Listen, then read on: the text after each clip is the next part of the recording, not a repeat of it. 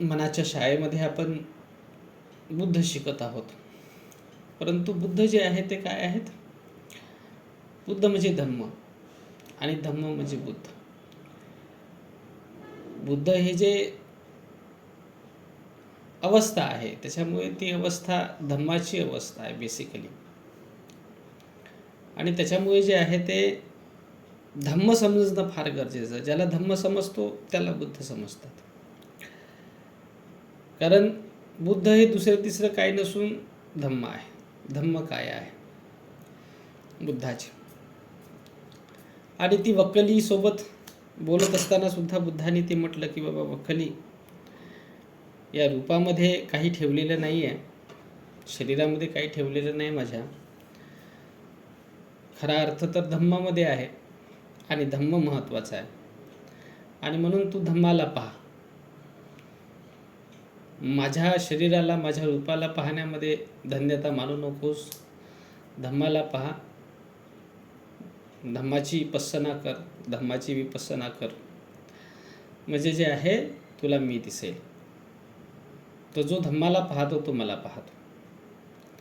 हे भगवान बुद्धाने जे आहे ते वक्कलीला म्हटलं. आणि त्याच्यामुळे धम्म हा अत्यंत महत्त्वाचा आहे. दुसरं रत्न जे आहे ते त्रिरत्नामधलं दुसरं रत्न जे आहे ते धम्म आहे.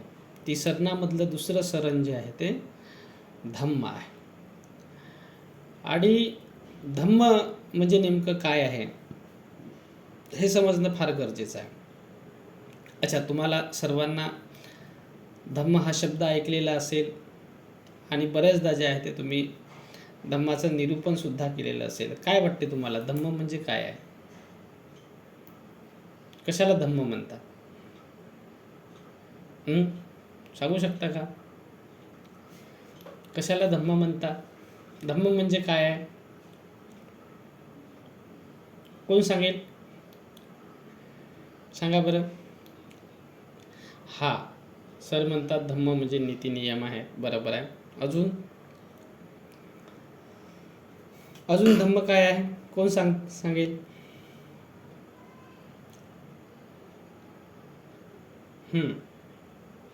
जीवन जगण्याचा मार्ग. Very nice. धम्म म्हणजे जीवन जगण्याचा मार्ग आहे. अजून कोण सांगेल धम्म म्हणजे काय आहे? सांगा.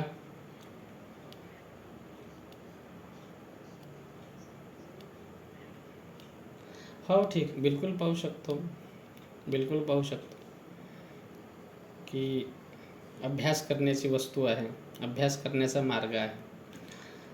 अजून काय सांगता येईल धम्म म्हणजे?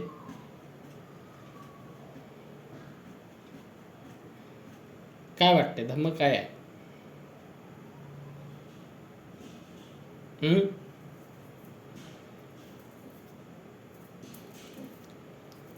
बरोबर आहे. आपण जे काही सांगितलेलं आहे सर्वांनी, धम्म हा नीती आहे. बाबासाहेबांनी म्हटलेलं आहे धम्म म्हणजे नीती, नीती म्हणजे धम्म. धम्म हा सदाचरणाचा मार्ग आहे, जीवन जगण्याचा मार्ग आहे. धम्म हे जे आहे ते स्वाभ्यासाचं जे आहे ते एक वे आहे की जिथे मनुष्य स्वाभ्यास करतो.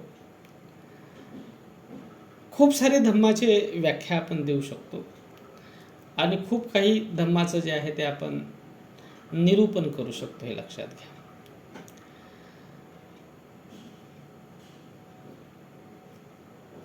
तर खूप काही वेगळ्या वेगळ्या माध्यमातून आपण धम्म समजून सुद्धा घेणार आहोत आपल्या मनाच्या शाळेमध्ये. कारण ही मनाची शाळा आपली मनाची धम्मशाळा आहे. तर मनानं धारण केलेली एकूण एक गोष्ट धम्म आहे असे आपण म्हणतो. हे लक्षात घ्या. तर धम्माचे खूप सारे क्षेत्र आहेत. परंतु बुद्धाच्या शासनामध्ये धम्म कशाला म्हटलेला आहे हे फार महत्त्वाचं आहे. आणि भगवान गौतम बुद्धांनी वक्कलीला जे आहे ते धम्माला पहा असं म्हटलेलं आहे. तर या ठिकाणी कोणत्या धम्माला पहा असं समजायचा आहे, कोणता धर्म अभिप्रेत आहे, हे फार महत्त्वाचं हे आहे. हे समजणं फार गरजेचं आहे की धम्म काय आहे. त्याच्या प्रारंभी स्वरूपामधून म्हणजे from the very beginning what is Dhamma in Buddha Shasana, म्हणजे बुद्ध शासनामध्ये धम्म काय आहे. तर धम्म म्हणजे बुद्ध शासनामध्ये बुद्ध वचन आहेत. धम्म म्हणजे जे आहे काय आहेत, जे बुद्धांच्या मुखामधून शब्द निघलेत आणि ज्यांनी ते ऐकलेत आणि त्या बुद्ध वचनांचं ज्यांनी संगायन केलं, ठीक आहे, ते सगळे बुद्ध वचन धम्म आहेत, त्याला धम्म म्हणतात. ठीक आहे. तर धम्म म्हणजे काय आहे, सूक्त आहे. धम्म म्हणजे काय आहे, सूक्त आहे. आता जेव्हा तुम्ही धम्माला वाचायला घ्याल, तुम्ही धम्माचं श्रवण करायला घ्याल, तर कुठून धम्म घेणार आहात, कुठे धम्म आहे. म्हणजे बुद्धाचा धम्म जर तुम्हाला शिकायचा आहे तर कुठून शिकाल. हां सांगा बरं, कुठून शिकाल. तुम्हाला बुद्धांचे वचन ऐकायचे आहेत, समजायचे, बुद्धांच्या वचनाचा अभ्यास करायचा आहे, कुठून कराल. हां सुक्तांमधून, बरोबर आहे ना. सुक्तांमध्ये जे आहेत, सुक्तांमध्ये म्हणजे सुत्त पिटकामध्ये जेवढे सुक्त आलेले आहेत, ठीक आहे, तर त्याच्यामध्ये जे आहे ते सुत्त पिटक म्हणजे भगवान गौतम बुद्धांनी जे जे उपदेश केलेत. किती वर्ष उपदेश केले भगवान गौतम बुद्धांनी, किती वर्ष केला. आता तुमची आज परीक्षाच घेतो बरं मी किती माहिती आहे तर बघूया. 45 वर्ष, ठीक आहे. 45 वर्ष म्हणजे बुद्धत्व प्राप्तीपासून तर 45 वर्ष म्हणजे वयाच्या 80 वर्षापर्यंत, वैशाख पौर्णिमेपासून ज्यावेळेस भगवान गौतम बुद्धांचा बुद्धत्व त्यांना मिळालं, बुद्धत्व प्राप्त झालं, तिथून तर 45 वर्ष भगवान गौतम बुद्धांनी काय केलं, धम्म दिला. ठीक आहे, धम्म दिला, धम्म सांगितला. त्यांच्या मुखातून निघलेला एकूण एक शब्द काय बनला, धम्म बनला. आणि ज्यांनी ज्यांनी तो शब्द ऐकला त्यांनी तो काय केलेला आहे, संग्रहित केला. ते सगळे धर्म म्हणजे भगवान गौतम बुद्धांनी सांगितलेले एकूण एक वचन भगवान गौतम बुद्धांच्या महापरिनिर्वाणानंतर जी काही 100 दिवसांनी पहिली धम्मसंगीती झाली, ठीक आहे, तर त्या धम्मसंगीतीमध्ये कोणी धम्माचं संगायन केलं, कोणी केलं धम्माचं संगायन, माहित आहे, माहिती आहे, कोणी केलं. सारे सर कोणी केलं सांगा. नाही, 500 अरहत भिक्षूंनी संगायन केलं, परंतु धम्माचं संगायन म्हणजे धम्म सांगितला कोणी, म्हणजे भगवान गौतम बुद्धांचा हा धम्म आहे, हे सुत्तामध्ये भगवान गौतम बुद्धांनी हा धम्म दिलेला आहे, कोणी केलं, महाकश्यप तर अध्यक्ष होते त्या संगीतीचे. ठीक आहे, आनंद भंतेजींनी, ठीक आहे, आनंद भंतेजींनी धम्माचं संगायन केलं आणि उपालीनी काय कशाचं केलं संगायन, विनयाचं संगायन केलं. आलं लक्षात. तर ही आपली शाळा आहे बरं, त्याच्यामुळे आता लक्षात घ्यायचं आहे का तुम्हाला, थोडंसं अभ्यासही करायचा आहे, आपण थोडंसं पाहू नाही का, आणि आपल्याला संवाद पण करायचा आहे एकामेकाशी. तर लक्षात घ्या की भगवान गौतम बुद्धांचा जो विचार होता आणि भगवान गौतम बुद्धांनी जो विचार आपल्या शिष्यांना सांगितला, त्यांचा जो विचार होता, ठीक आहे, तो एकूण एक विचार जो आहे तो धम्म आहे, हे लक्षात घ्या. तो एकूण एक विचार काय आहे? धम्म आहे. आणि हे धम्म किती स्कंदांमध्ये सांगितले गेलेले आहे? असं म्हणतात की 84,000 स्कंद आहेत. म्हणजे किती आहेत? 84,000 स्कंद आहेत. 84,000 स्कंदांमध्ये हा उपदेश भगवान गौतम बुद्धांनी केलेला आहे.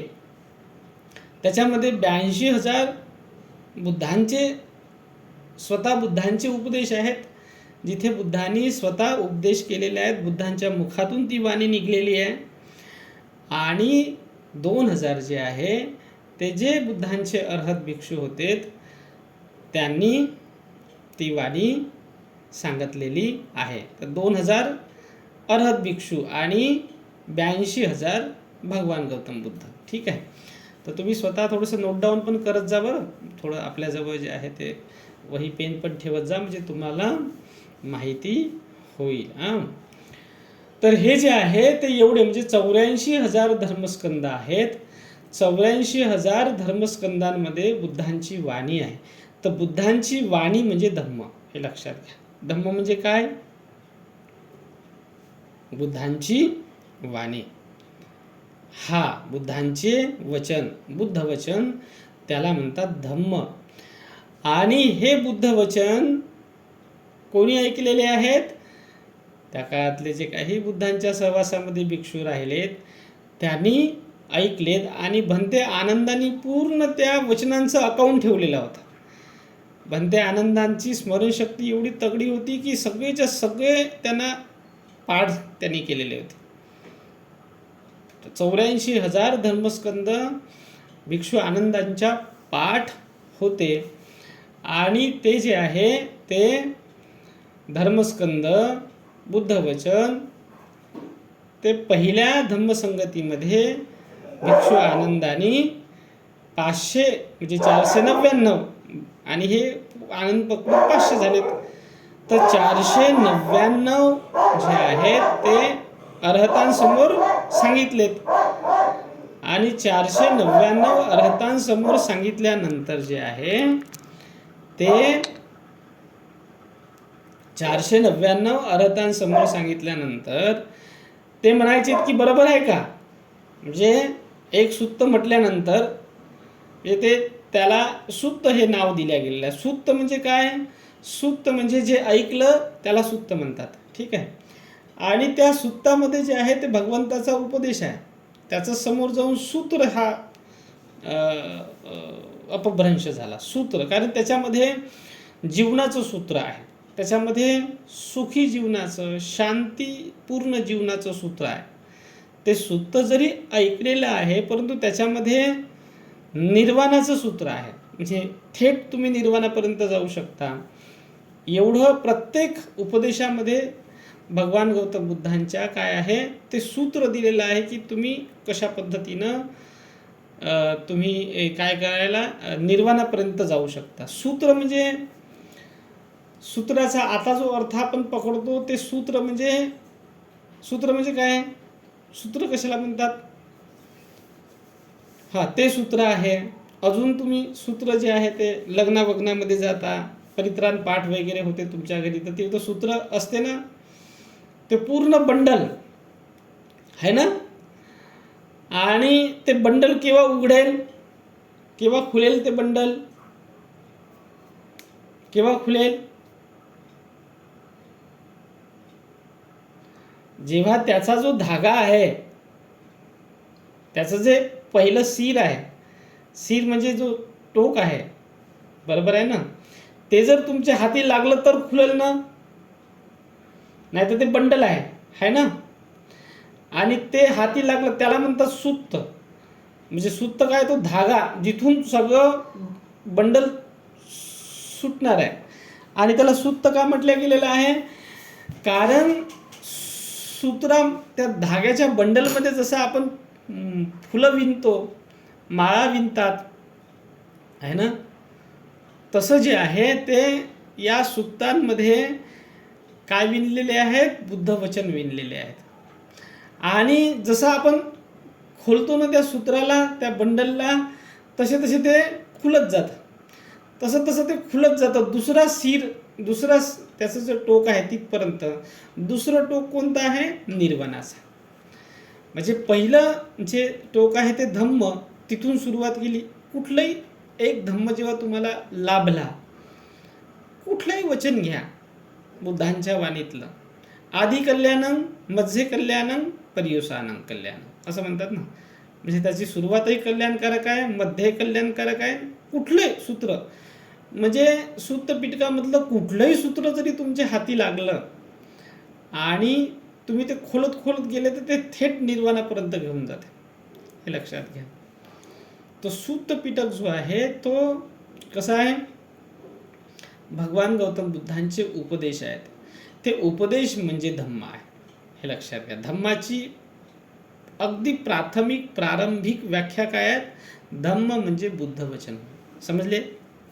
ठीक आहे. धम्म म्हणजे सूक्त होय. म्हणजे आता बुद्ध वचन कुठे आहेत? सुत्तांमध्ये आहेत, म्हणून धम्म म्हणजे सूक्त. जे जे भगवान गौतम बुद्धाचे वचन ज्याने ऐकलेत, ठीक आहे, आणि ते सगळे वचन जे आहेत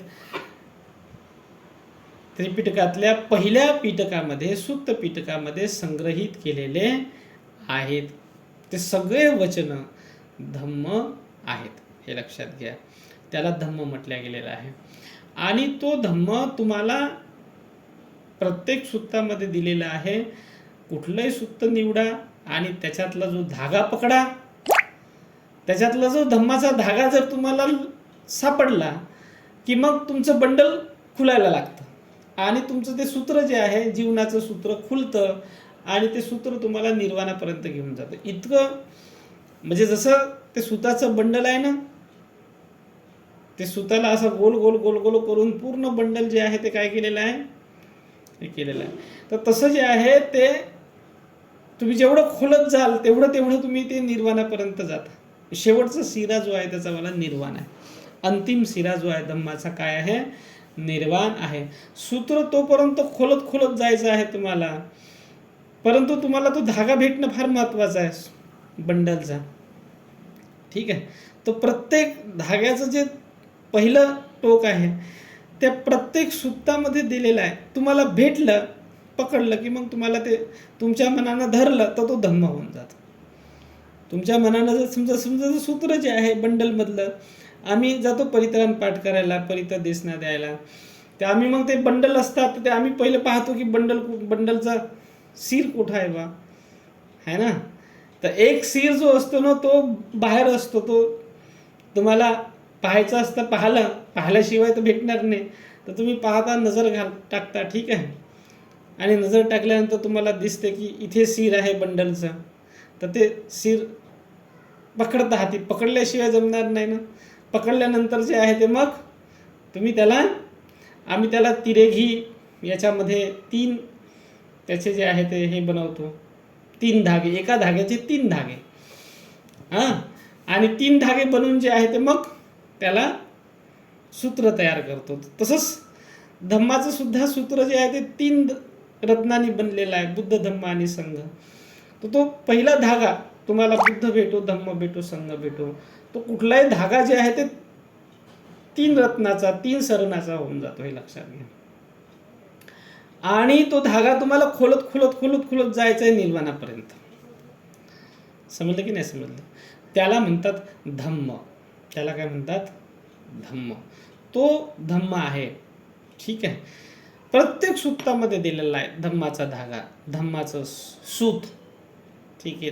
कारण की ते सूतापासूनच बनते, त्याला सूत म्हणतात. हे लक्षात घ्या. तसंच त्याला भगवान गौतम बुद्धांची वाणी सुद्धा सूतासारखी आहे.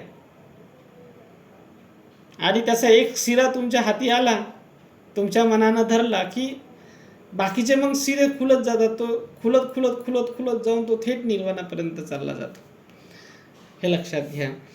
आणि हा जो धम्म आहे, भगवान गौतम बुद्धांची वाणी, पूर्णतः भगवान गौतम बुद्धाचा उपदेश सूत पिटकामध्ये संग्रहित आहेत. आणि किती पिटक, सूत पिटकामध्ये किती जे आहे ते निकाय आहेत, किती ग्रंथ आहेत, त्याचे किती भाग पाडलेले आहेत? किती आहेत सांगा? सूत्रपीठकामध्ये किती आहेत? अरे आपले बुद्धिस्ट स्टडीजवाले सांगा ना, ज्यांना सांगितलं असेल ना. किती आहेत? 5 आहेत. ठीक आहे, किती आहेत? 5 आहेत. हे लक्षात घ्या बरं, चांगलं हृदयंगम करायचं, म्हणजे तुम्हाला मी केव्हाही विचारीन तर आलं पाहिजे. पहिला ग्रंथ आहे सूत्रपीठकातला दीघ निकाय. दीघ निकाय. ठीक आहे. निकाय म्हणजे ज्याला आपण घर सुद्धा म्हणू शकतो, भाग सुद्धा म्हणू शकतो. ठीक आहे, घर म्हणणं ठीक आहे, काही हरकत नाही.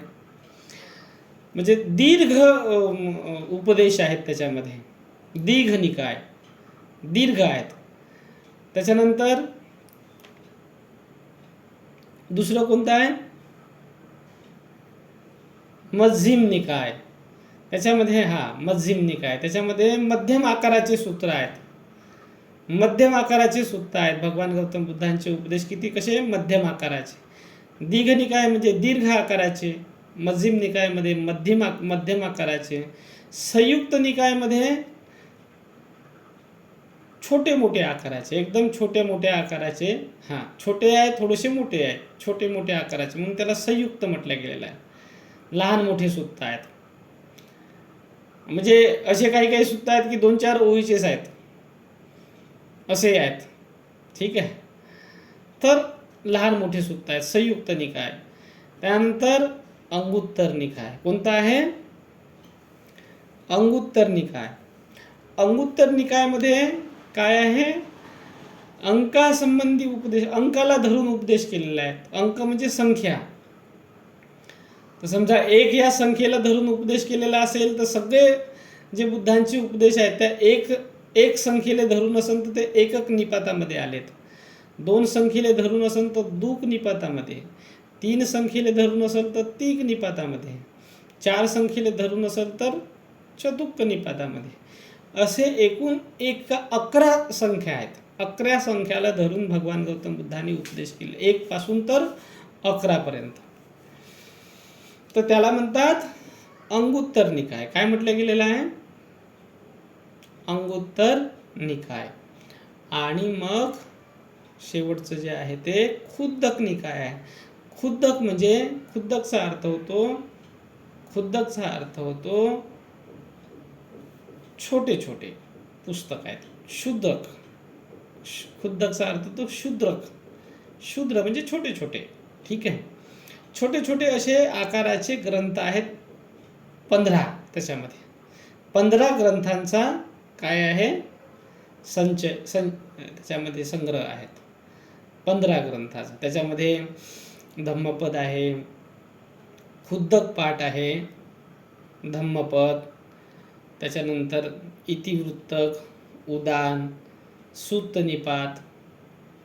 त्यानंतर जे आहे ते पेतवत्थू, विमानवत्थू. त्यानंतर थेरगाथा, थेरीगाथा, जातक.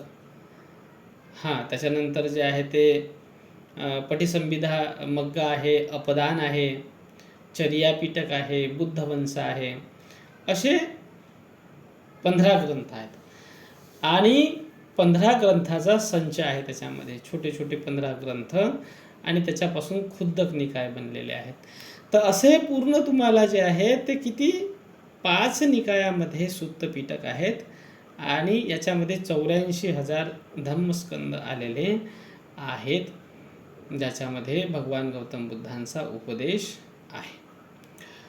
आणि हे जे काही उपदेश आहेत भगवान गौतम बुद्धांचे, केवळ सूत्रपीठकामध्येच पूर्ण धर्मस्कंद नाही आहेत, तर विनय पीठक पण आहे आणि अभिधम्म पीठकामध्ये सुद्धा आहे. म्हणजे एकूण पूर्ण 84,000 धम्मस्कंद आहेत. म्हणजे केवळ सूत्रपीठकातच नाही बरं, हे थोडंसं लक्षात घ्या. म्हणजे सांगण्यामध्ये माझंवालं जे आहे ते हे झालं.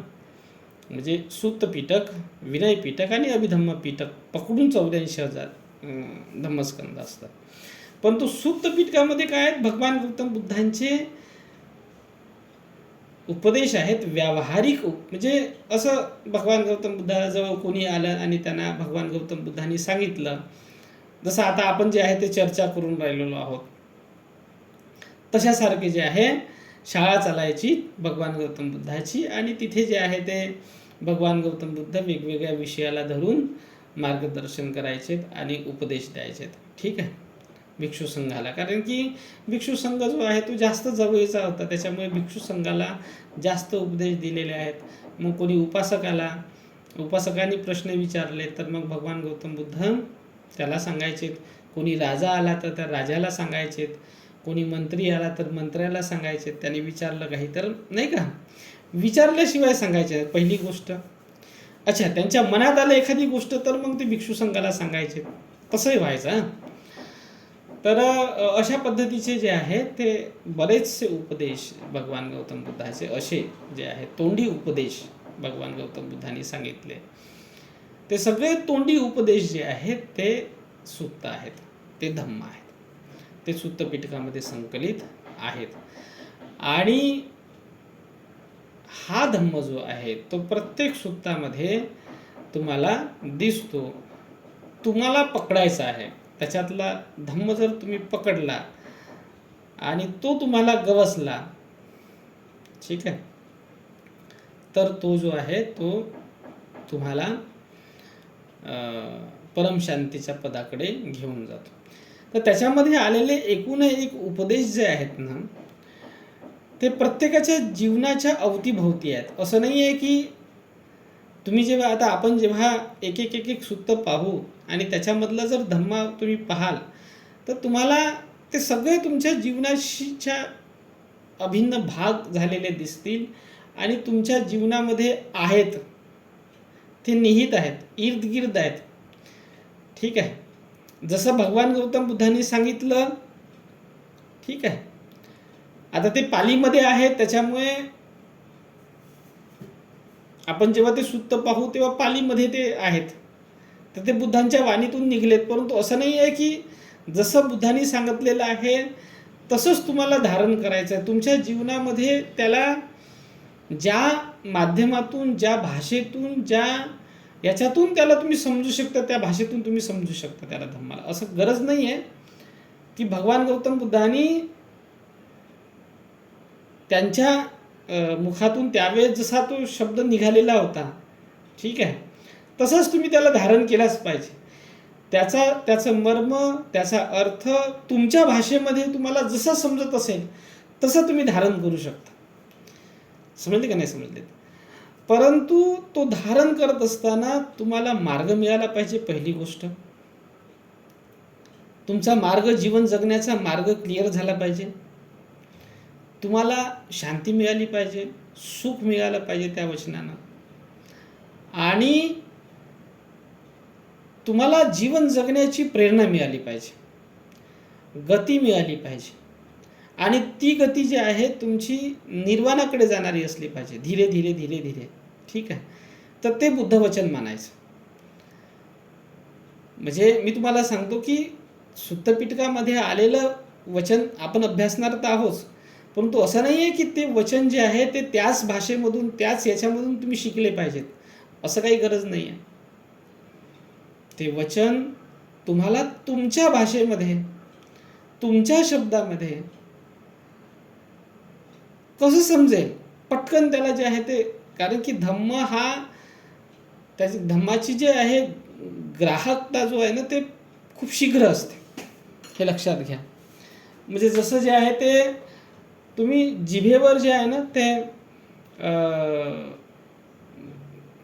घरी भाजी बनवली आणि भाजीचा एक थेंब जरी जिभेवर पडला तर जीभ कशी पटकन त्याला जे आहे ते समजून घेते ना, त्याची चव. तसा धम्म असतो, अकालिको आहे. धम्माचं वर्णनच तसं केलेलं आहे की स्वाख्यातो भगवता धम्मो संदिठ्ठिको अकालिको. वेळ लागत नाही, तत्क्षण होऊन जातं, तुरंत.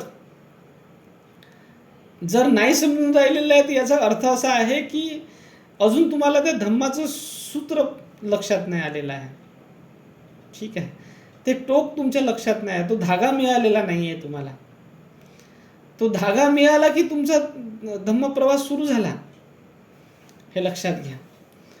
आणि तो धम्मप्रवास, तो धागा जो आहे तो मिळण्यासाठी तुम्हाला गरज नाही आहे की बुद्धवचनच अभ्यासावं लागेल. ठीक आहे. कुठलंही असं वचन जे तुम्हाला, बुद्धवचनच असते ते, जे तुम्हाला शांती देऊ शकतं, सुख देऊ शकतं, समाधान देऊ शकतं, तुमच्या मनाला हील करू शकतं, तुमच्या मनाला जे आहे ते दुरुस्त करू शकतं, तुम्हाला जगण्याचा मार्ग देऊ शकतं, बळ देऊ शकतं, हे लक्षात घ्या. धम्म वचन जे आहे ते मनुष्याच्या मनाला बळ देणारं वचन आहे, हे लक्षात घ्या. मदत अशी होते की जेव्हा आपण बुद्धांचे वचन अभ्यासतो तेव्हा अभ्यासत असताना आपल्याला त्या वचनांची मदत होऊ शकतं, हे लक्षात घ्या. ते वचन आपल्याला आपल्या इर्दगिर्दच आहे हे आपल्याला समजू शकतं, हे लक्षात घ्या. जसं की किसा गौतमीला भगवान गौतम बुद्धाने म्हटलं की बाबा किसा गौतमी, त्याच्याच घरून मोहरी घेऊन ये ज्याच्या घरी आजपर्यंत कोणी मेलेलं नसेल.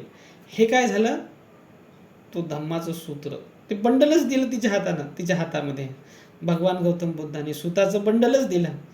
आणि ती जसं जसं लोकांच्या घरी जात होती आणि तसं तसं ती विचारत होती का मला मोहरी द्यावा, माझ्या पोराला दुरुस्त करायचं आहे.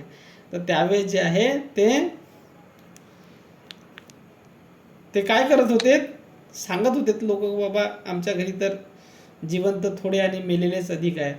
तर ह्या सगळ्या एक एक एक घरी जशी जशी जात होती तशी तशी ते बुद्धाने दिलेलं जे बंडल होतं सूताचं, धम्मसूत्राचं बंडल जे दिलेलं होतं त्याच्याजवळ, तिला तो धागा भेटायला लागत होता, नाही का.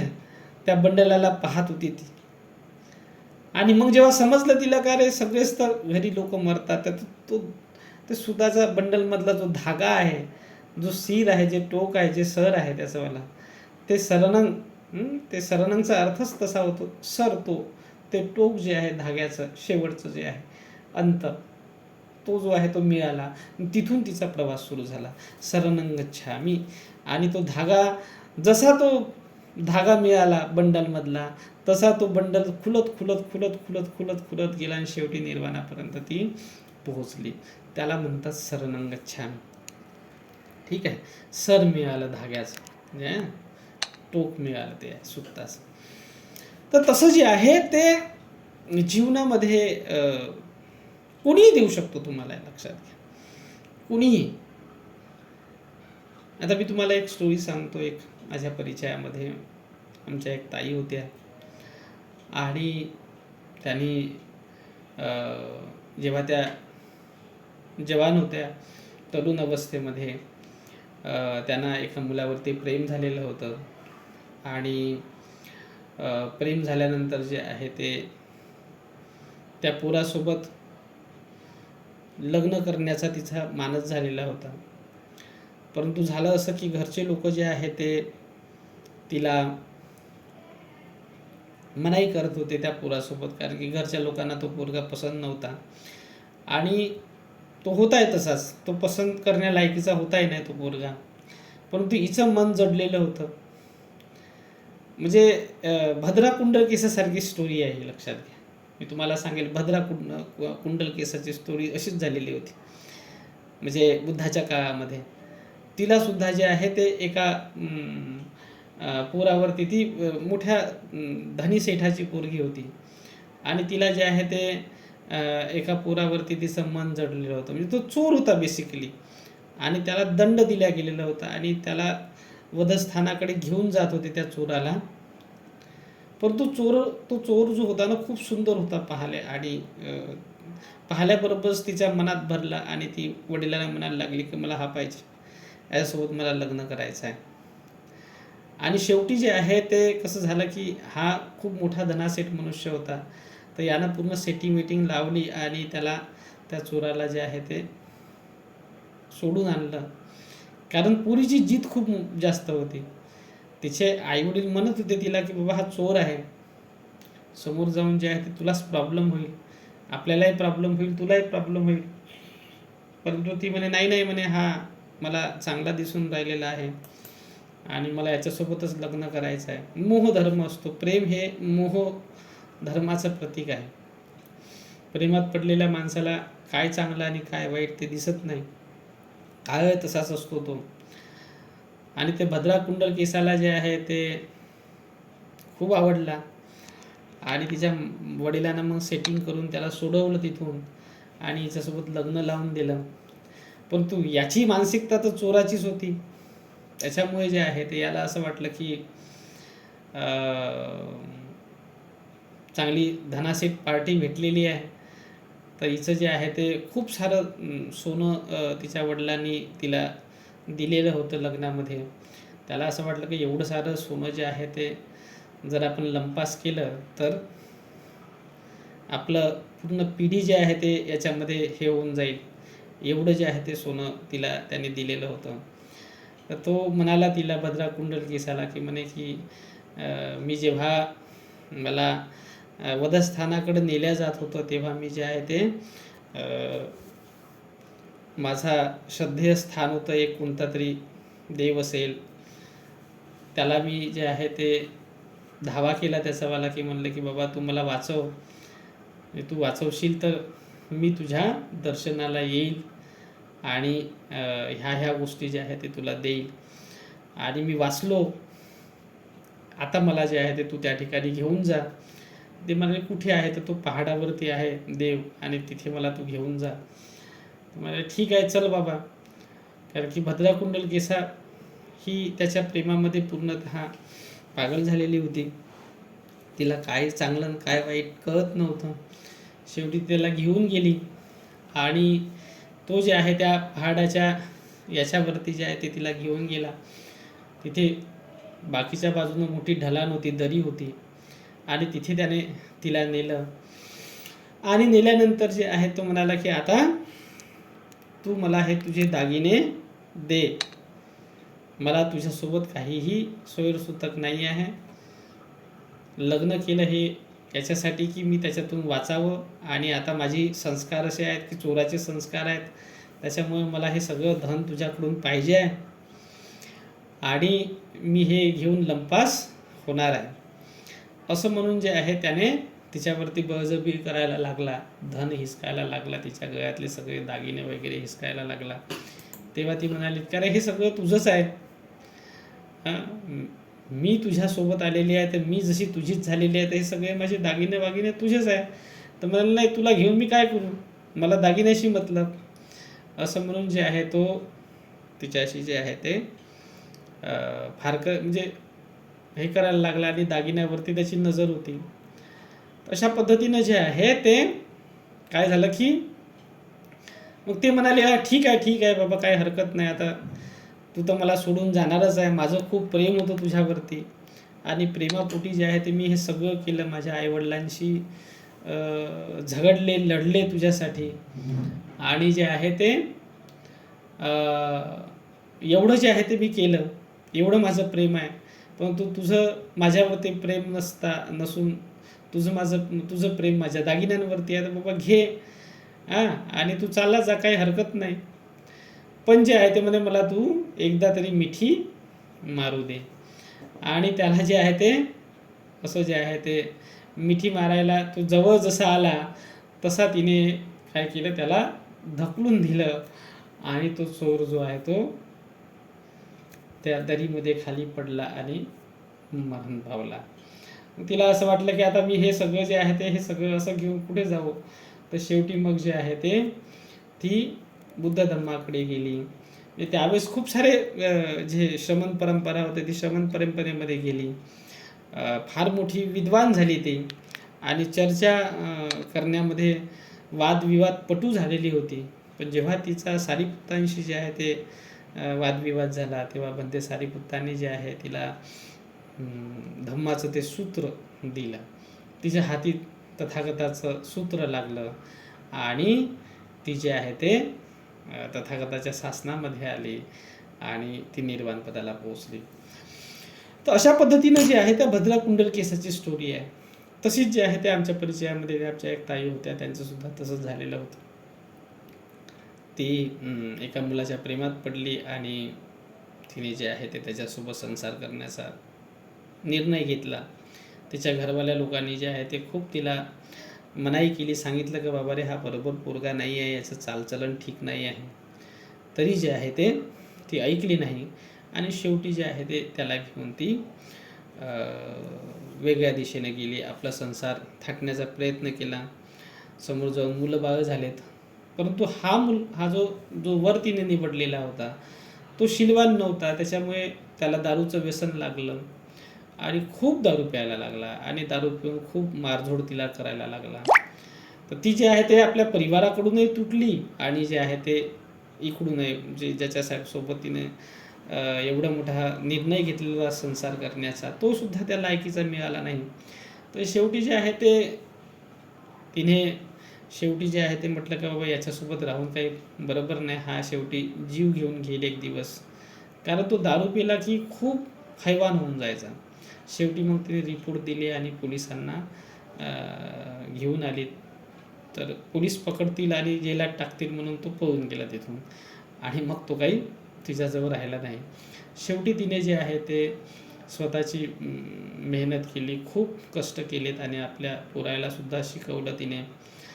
तर अशा वेळेस जे आहे ते एकटी स्त्री आहे, आईवडिलांकडून आधार नाही, भाऊबंधाकडून आधार नाही, कारण की त्यांनी तर तिला मेली म्हणून सोडलेलं होतं. अशा अवस्थेमध्ये तिला जगण्यासाठी बळ पाहिजे होतं, हे लक्षात घ्या.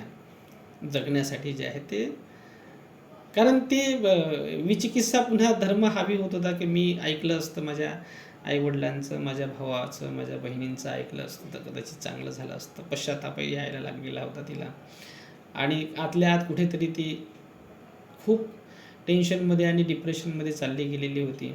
त्यातल्या त्यात जे आहे ते पोराबारांचा सांभाळ करायचा आहे, एकट्यानं जे आहे ते या पूर्ण संसारासोबत लढायचं आहे. तर बल पाहिजे, हे लक्षात घ्या.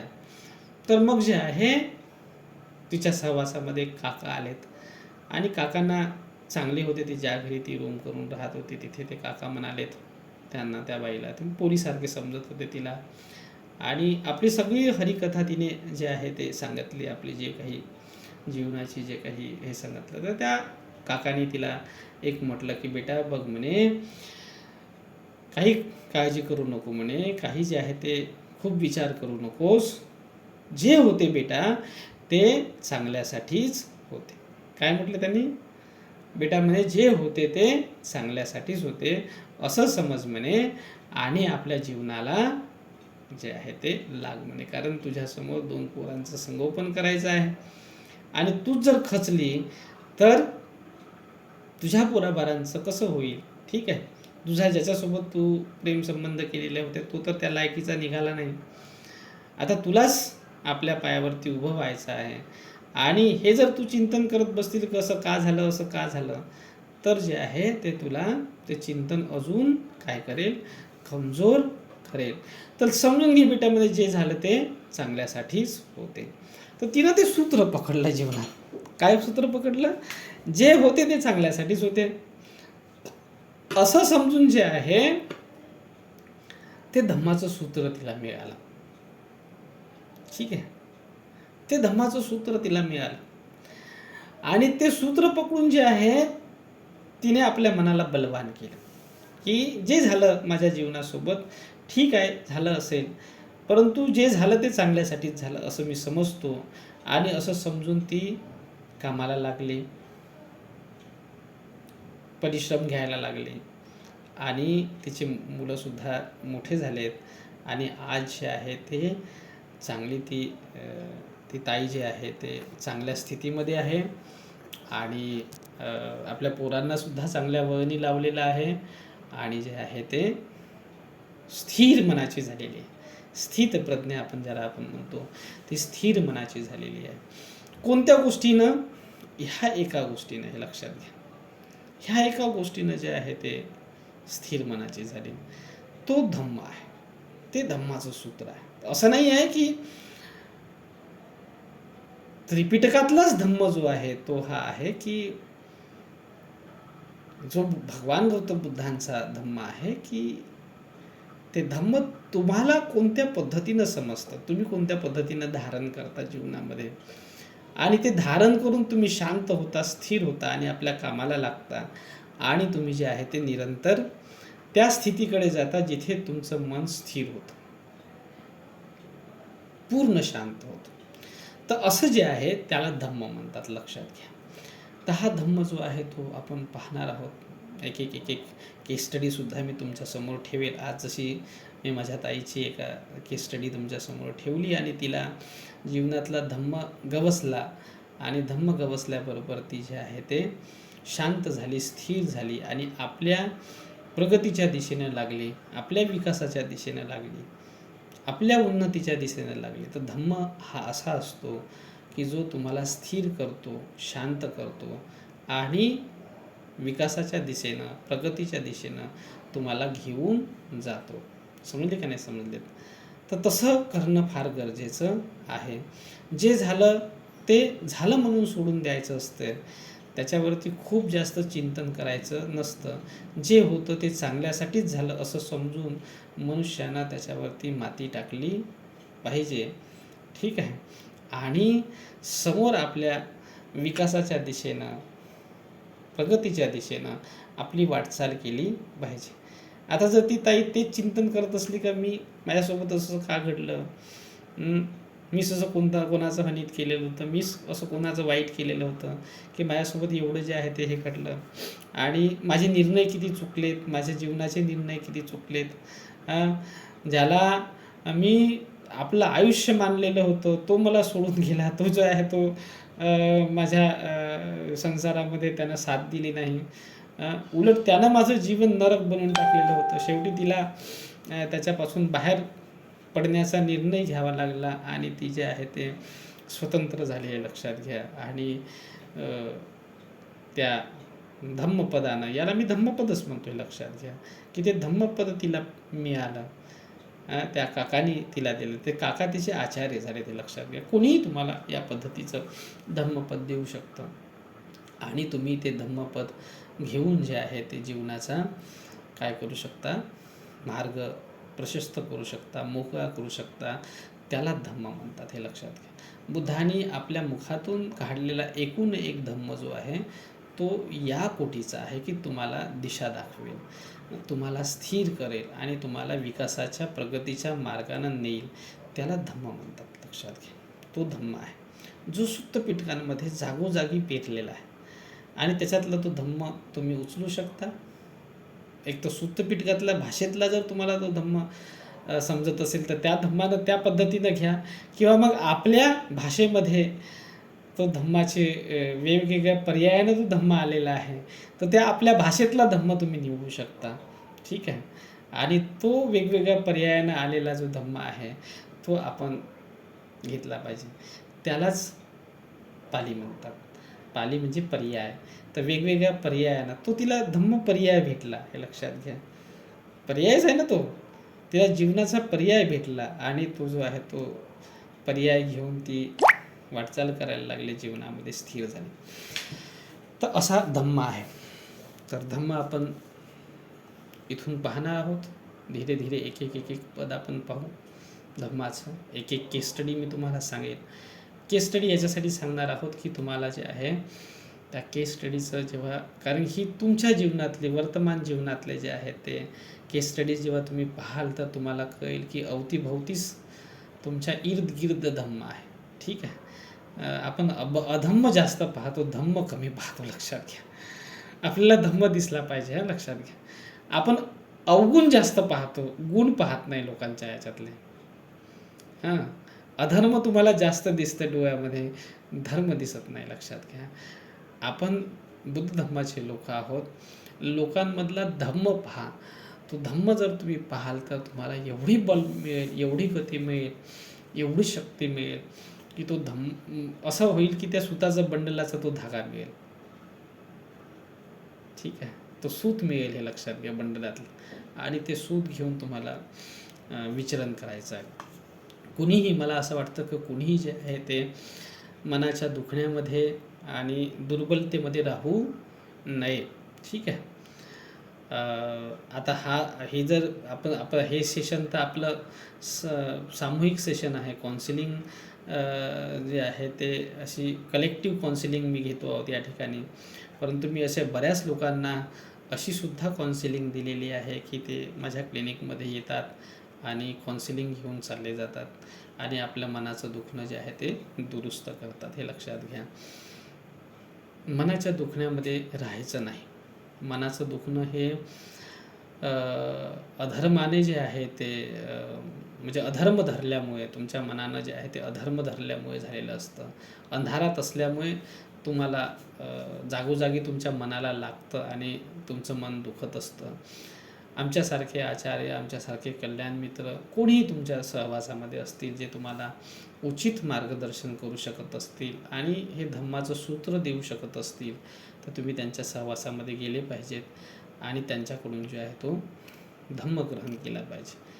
धम्माचं सूत्र, धम्माचा मंत्र जो आहे, त्याला मंत्रसुद्धा आपण म्हणतो, हे लक्षात घ्या. समोर मंत्र हा भाग आला की तो मंत्र तुम्ही धारण करायचा आणि त्या मंत्राला घेऊन त्या शांतीच्या मार्गामध्ये जायचं. तर असं असायचे त्या काळामध्ये. कानमंत्र वगैरे दिल्या जायचे. लक्षात एक मंत्र पकडायचं तर ते मंत्राच्या स्वरूपामध्ये समोर आला. परंतु ते प्रारंभी सुत्ताच्या स्वरूपामध्ये आहे. तर आपण प्रारंभीपासूनच ते पकडतो आहोत. प्रारंभ महत्त्वाचा आहे, तर सूत्र महत्त्वाचं आहे. त्याचं सूत्र पकडायचं आपल्याला. तर ते सूत्र तुम्ही येऊ शकता, माझ्याकडून सुद्धा घेऊ शकता आणि तुमचं जीवन जे आहे ते तुमच्या जीवनातलं दुःख नाहीसं करू शकता. लक्षात घ्या. तर हे असा मार्ग आहे जीवनाचा आणि याला मी धम्म समजतो आणि याला धम्माची मेथड समजतो. लक्षात घ्या. ही धम्म पेरण्याची मेथड जनजनांपर्यंत गेली पाहिजे, प्रत्येक माणसापर्यंत गेली पाहिजे. ही खरी मेथड आहे. हे खरं बीज आहे जे तुम्ही एखाद्याच्या मनामध्ये धम्माचं बीज हे टाकता आणि त्याला जे आहे ते धम्म देता. याला धम्मदान म्हणतात. लक्षात घ्या. तर अशा पद्धतीचं आहे. तर आपण ते ग्रहण करावं. मनाची धम्मशाळा आपण याच्यासाठीच सुरू केलेली आहे की असा धम्म जो तुमच्या जीवनात ताबडतोब काम करेल आणि तुम्हाला ते सूत्र देईल, तो धम्म तुम्हाला ग्रहण करायचा आहे आणि जीवनामध्ये वाटचाल करायची आहे. ठीक आहे. सुखाकडे आणि शांतीकडे. चला ठीक आहे. जय भीम सर्वांना.